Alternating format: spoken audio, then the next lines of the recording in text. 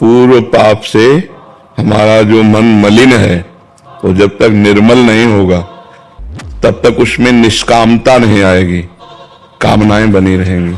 और जब तक कामनाएं बनी रहेंगी तब तक भगवदानंद का अनुभव नहीं होता। और जब तक भगवदानंद का अनुभव नहीं होता तब तक उत्साह नहीं बढ़ता।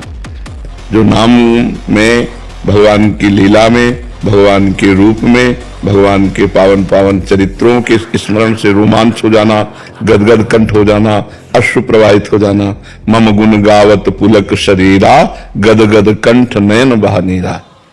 जो भगवान की प्रेम लक्षणा भक्ति है, जिसमें परम आनंद है, वो तभी आती है जब हृदय निर्मल होता है।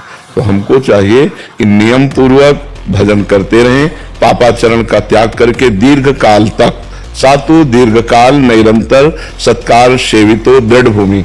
अगर दीर्घ काल तक निरंतर नियम पूर्वक भजन किया जाए तो हृदय पवित्र हो जाए, दृढ़ भूमि, फिर हमारी निष्ठा जागृत हो जाए, फिर भगवत चरणारविंद में हमारी प्रीति हो जाए। हमें लगे रहना चाहिए। हमें कभी किसी स्थिति में भजन छोड़ना नहीं चाहिए कि इतने दिन हो गए मुझे कोई अनुभव तो हो नहीं रहा, सामने विपत्तियां भी आ रही हैं, कोई सुख नहीं मिल रहा। आप लगे रहो। वो आपका अंदर ही अंदर जितना मल है, दुर्वासना मम सदा परिकर्षयन्ति, जो दुर्वासनाएं हमें खींचकर आवागमन के चक्र में डालती, उनका नाश कर रहा है। और जिस दिन नाश हो गया उस दिन फिर बताना थोड़ी पड़ेगा कि भगवान के मार्ग में कितना सुख है। हृदय आनंद से प्रफुल्लित रहता है, हर समय बस आनंद में रोने का मन करता है।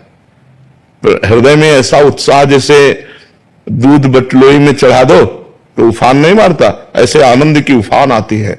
बस लगता है चुपचाप कोई मुझे देखे ना, मैं किसी को देखूं ना, एकांत में रोता रहूं। अनेक प्रकार के भावों का उदय हो जाता है। कभी दैन्य भाव आता है, इतने बड़े महान प्रभु और मैं उनका दास कहलाने लायक भी नहीं हूं, लेकिन प्रभु ने मुझे स्वीकार किया। कभी इस भाव में रो रहा है, कभी भगवान की लीलाओं का चिंतन करके रो रहा है। बड़ी अद्भुत आनंद की स्थिति होती है। इसलिए नाम जप निरंतर करने का अभ्यास करो और पापाचरण से मुक्त रहो। जो गलत आचरण है अगर उनको हम करेंगे तो हम जितना, जैसे गंगा नहाया और फिर गंदा आचरण कर लिया, फिर गंगा नहाया फिर गंदा आचरण कर लिया, तो गंगा नहाने का जो लाभ है वो हम नहीं समझ पाएंगे। नहाया धूल में लौट गए, फिर नहाया धूल में लौट गए, तो क्या फायदा हुआ। धूल में लौटना बंद करो और नहाओ, स्नान करो, तो आपको दिखाई देगा कि आप स्वच्छ हो रहे हैं। ऐसे ही पापाचरण का त्याग करो और खूब नाम जप करो, तब आपको दिखाई देगा कि हृदय निष्पाप हो रहा है, हृदय निर्मल हो रहा है। आपको अपनी उन्नति अनुभव में आएगी, जो अध्यात्म उन्नति है। जी।